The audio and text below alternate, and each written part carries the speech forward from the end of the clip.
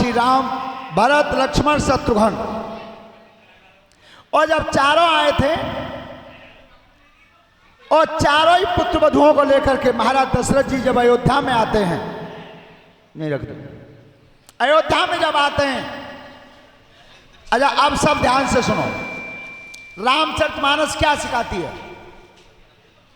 सीखने को मिलता है अगर आप बहन जी सीखेंगी तो। आज भी तुमने देखा होगा जब नई बहू घर में आती है तो सबसे पहले मुंह दिखरामनी होती है, मुंह देखा जाता है। थोड़ी बढ़िया, थोड़ी नहीं। जब मुंह दिखरामनी की परंपरा होती है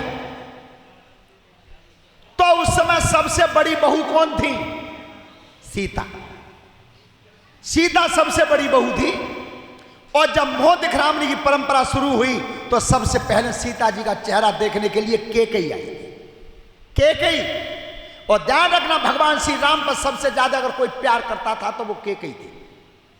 और कैकेयी ने जब सीता जी के घूंघट को उघार के देखा कि भारत की परंपरा है, केवल ये घूंघट की जो परंपरा है वो तुम्हारे भारत की है। और जब चेहरा को खोल के देखा तब कही, बेटी सीता, जा अयोध्या में जितने भी भवन बने हुए हैं और सबसे ज्यादा सुंदर राजभवन जो है सोने का वो मेरे पास है। और आज से मुंह दिखरामनी में वो मैंने अपना राजभवन तुझे दे दिया। सास का तो कर्तव्य है, अपना राजभवन दे दिया। बहू का कर्तव्य क्या है? कर्तव्य बहू का भी है।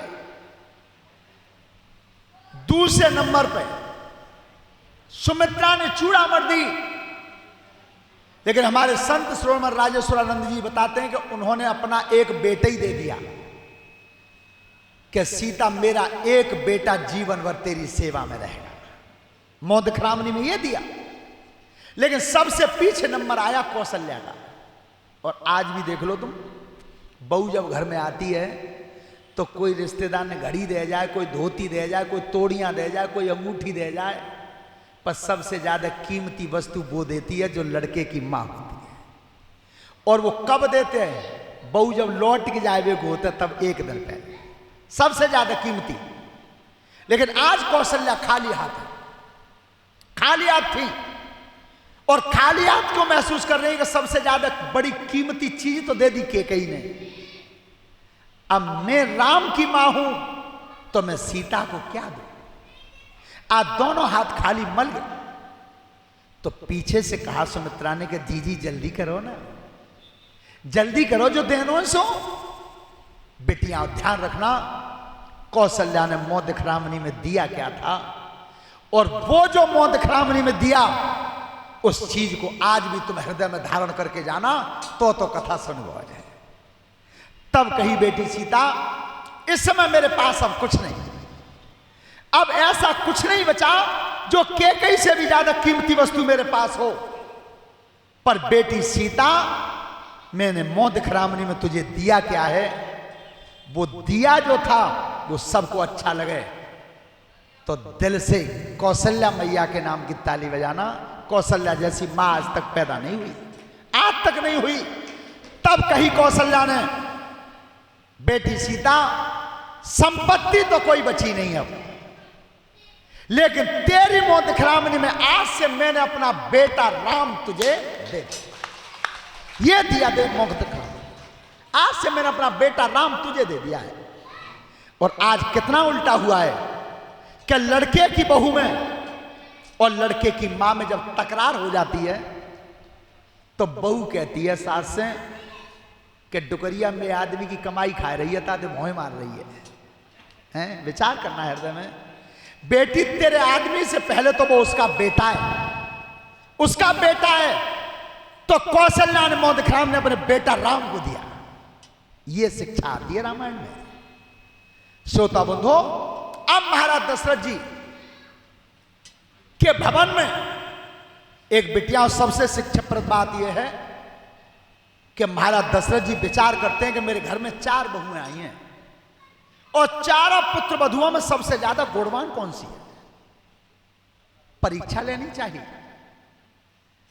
सुंदर कौन सी है उसकी भी परीक्षा लेनी चाहिए, लेकिन सुंदरता ही बेटी ये नहीं होती कि ज्यादा से ज्यादा खूब सी क्रीम लगा ले, पाउडर मुंह पे पुतलो कहेगे मलूक, ये नहीं है। सुंदरता ही का तो लक्षण कुछ दूसरा है। महाराज दशरथ जी कहते हैं कि चारों बिटियां भोजन बना के लाओ, भोजन बना के लाओ। और नारी की सुंदरता हमेशा भोजन पर दिखाई देती है। तुम बेटी सुना नहीं है तुमने शब्द, बड़े बूढ़ों की कहावत है गांव में कि तय की आवाज 100 कोस जाती है। तो देखो रोटी होते है, तय की आवाज 100 कोस जाती है। एक बात जीवन में ध्यान रखना, कभी भी तवा गर्म हो जाए तुम्हारे चूल्हे पे तो पानी के छींटे मत मारना, कभी मत मारना। तो तय की आवाज कौन सी है? वही तय की आवाज है जो रोटी बनती है घर में। भोजन की आवाज 100 कोस तक जाती है। अब जिस दिन हम यहां आए थे, सही बता रहे हैं, घर पे तो विचार बनाई था गुप्ता जी, रास्तों में गाड़ी में यही कहता है पता ना 7 दिन कैसे कटेंगे, कैसे लोग होंगे, कैसे का व्यवस्था बनेगी, मतलब भय था अभी तक।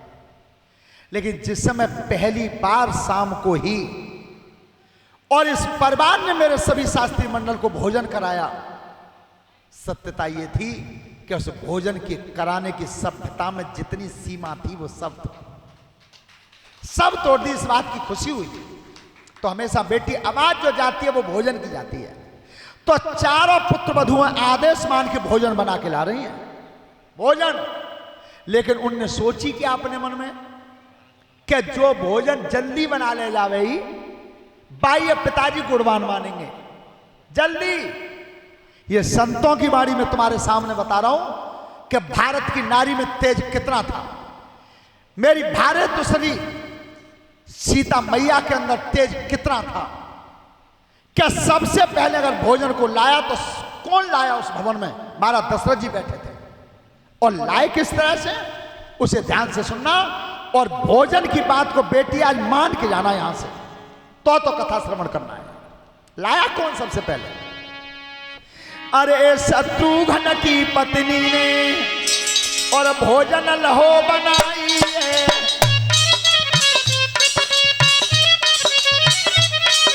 शत्रुघ्न की पत्नी ने और भोजन लहो बनाई है। और थाल पर सिलो चौका में और जल्दी में ले आई है। और दोहा तन पे थाल धरो पर पानी लाए नहीं पाई है।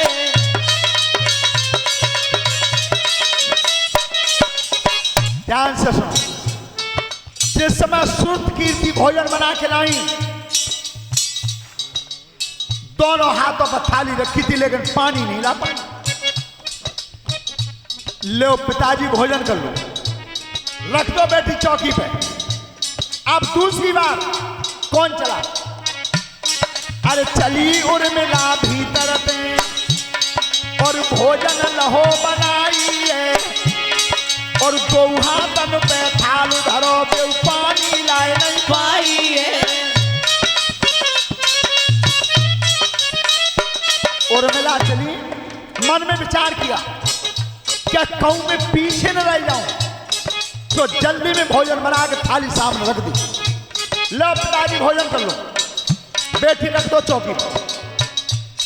तीसरी बार भोजन को लेकर के मांडवी चली। श्रोता बंधुओं, जल्दी में पानी में नहीं लाई। लेकिन बिटिया इतनी बात मान के जाना, अगर किसी को भोजन देना हो तो सबसे पहले लोटा में पानी, सबसे पहले पानी, उसके बाद भोजन देना। लेकिन आज तीनों थाली जब सामने आ गई थी जल्दी में, तो महाराज दशरथ जी सोच रहे हैं कि मेरो बेटा राम हुई सबते सूदो है। और राम के लिए जो लड़की आई है बेई भोजन कम बनाए हो जाना। तीनों थाल बराबर आ गए, पर सीता की थाली अभी नहीं आई। सीता की थाली अब नहीं आई। श्रोता बंधुओं, तो सबसे पीछे चली है। आज चली किस तरह से है, सबते पीछे खड़ी भई, चल दैया जनक की ब्याई है, और भोजन कर लो चौका में, और थाली परस के लाई है, और एक हाथ पे थाल धरो, एक लोटा भर के लाई है। बोलिए सीता मैया की।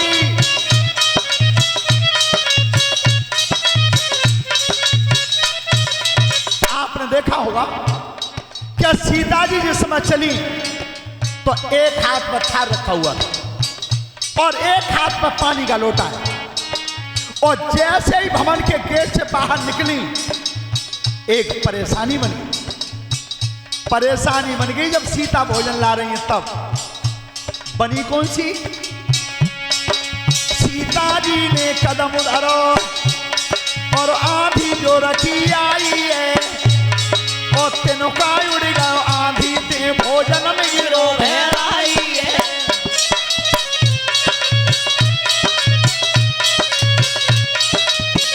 परीक्षा जी एक तिनका हवा के झोंका से भोजन में गिर गए। अब सीता जी खड़ी हो गई और सीता जी ने मन में विचार किया कि एक हाथ पर लोटा रखा, एक पर थाली रखी है, तिनका निकले तो निकले कैसे, और निकलेगा नहीं तो पिताजी दोष लगा देंगे। विचार करना, मेरे भारत की नारी में जो तेज है वो पूरे विश्व में किसी देश में नहीं है। लेकिन बहनें बिटियां ध्यान से सुनना, तेज आएगा तभी तब तुम भारत की नारी हो तो भारत की परंपरा के अनुसार अपने जीवन को व्यतीत करो, भारत की परंपरा के अनुसार। आज सीता जी जब लोटा एक हाथ पर एक हाथ पर थाल है, तिनका नहीं निकला, तो सीता जी खड़ी हुई और खड़े होकर के अपने तेज को स्मरण किया, अपने तेज को स्मरण किया, तो कर्म कौन सा हुआ, अरे थाली लगी रही हाथों में और अग्नि लही मनाई है, और जब तिनका पे नजर करी जन तिनका न हो जाई है। बोलिए सीता मैया की। परीक्षा जी वो तिनका जल के भस्म हो, जैसे ही तिनका जल के भस्म हुआ, अब सीता जी ने थाली महाराज दशरथ के सामने रख दी, पिताजी भोजन कर लो। महाराज दशरथ जी कहते हैं कि बेटी एक बात समझ में नहीं आई, क्या जिस समय तुम थाली ला रही थी तो रुकी क्यों, खड़ी क्यों हुई। पिताजी और कोई कारण नहीं था, मेरे भोजन की थाली में एक तिनका गिर गया था, तो दोनों हाथ गिरे हुए थे, मैं तिनका निकाल नहीं पाई, तो मैं अपने क्रोध की अग्नि से तिनका को जला के भस्म कर दिया है, तिनका को जला के भस्म कर दिया है। बिटियां ध्यान से सुनो, अगर तुम भारत की परंपरा सनातन धर्म के आधार से चलोगी तो तुम्हारे 21 टुकड़े नहीं पाए जाएंगे। अगर तुम भारत की परंपरा को निभाओगी तो। श्रोता बंधुओं, जिस समय महाराज दशरथ जी ने कही कि बेटी रुकी क्यों, कि पिताजी वो तिनका पड़ गया था भोजन में और मैंने तिनका आंखों की अग्नि से जला दिया है। इतना शब्द सुना, महाराज दशरथ जी की नब्ज कांप गई, हिल गए पूरे।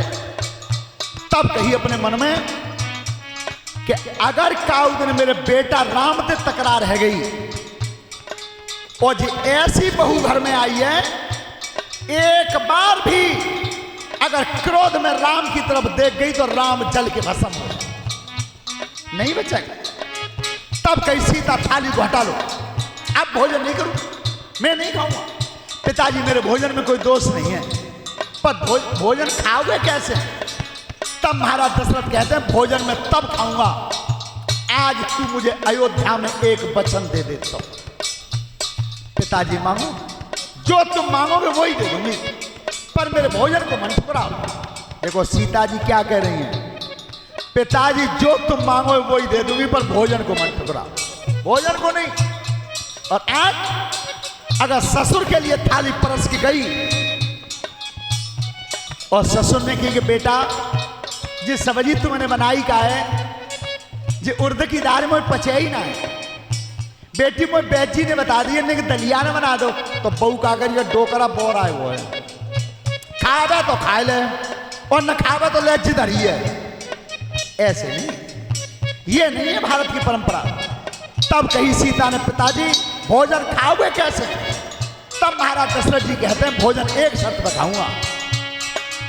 देखिए ध्यान सिया अब सुनिए, मेरा वचन पूरा कर जावे, भोजन थाली ग्रहण करूं मैं, राम की किस्म लली खाई जावे।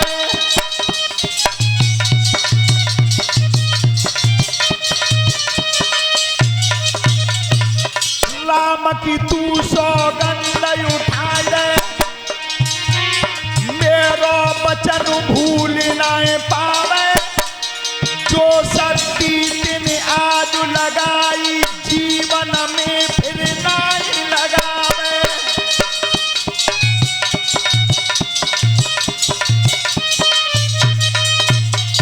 ध्यान रखना, महाराज दशरथ जी के वचन पे सीता भगवान राम की सौगंध उठा गई थी कि जो आज मैंने तिनका पे ये क्रोध को लगा दिया है, जा क्रोध को जीवन में दोबारा कभी नहीं लगाऊंगी। तो ये संतों का वचन है।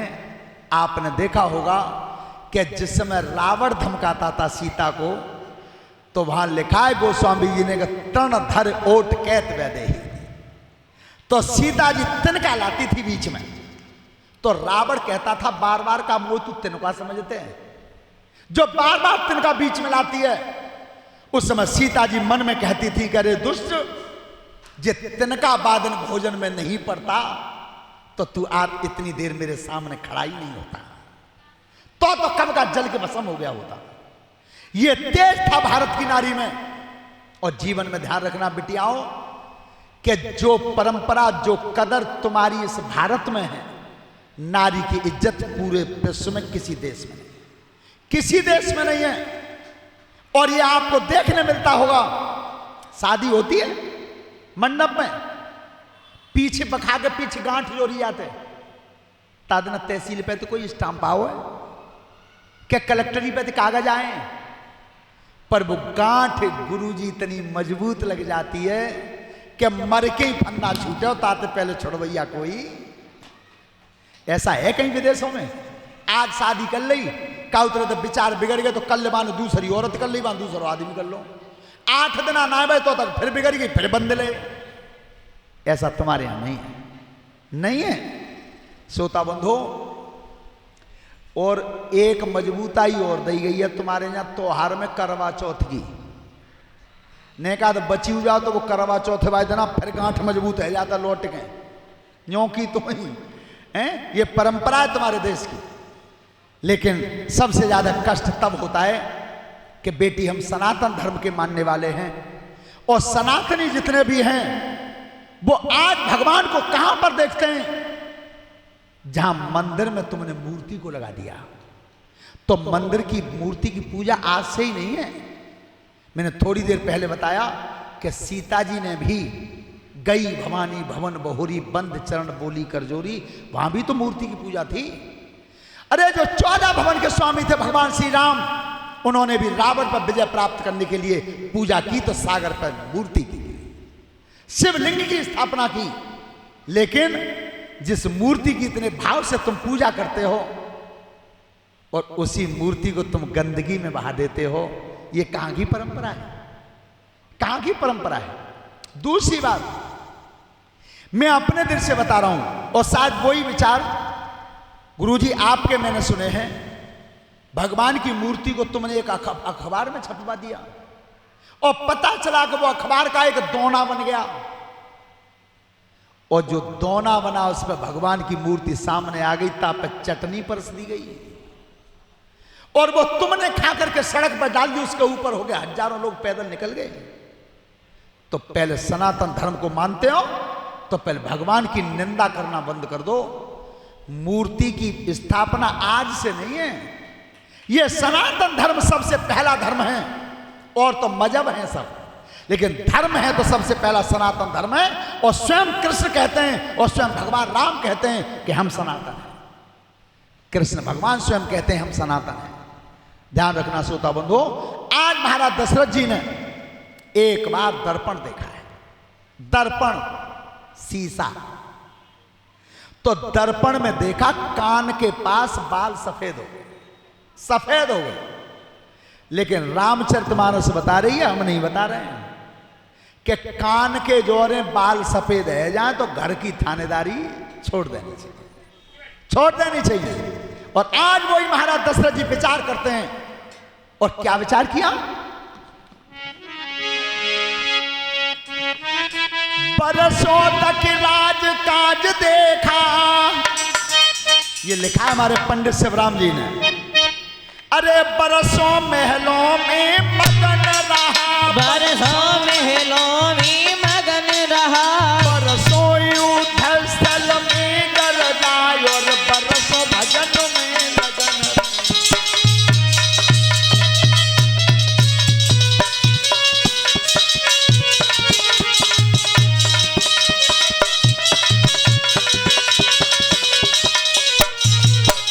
और दशरथ सोच रहे मन में, मेरे पूर्ण है जाए ताजा है, मेरे पूरन है जाए ताजा है। और तब ही चैन मिले दिल में जब राम बनेंगे राजा है।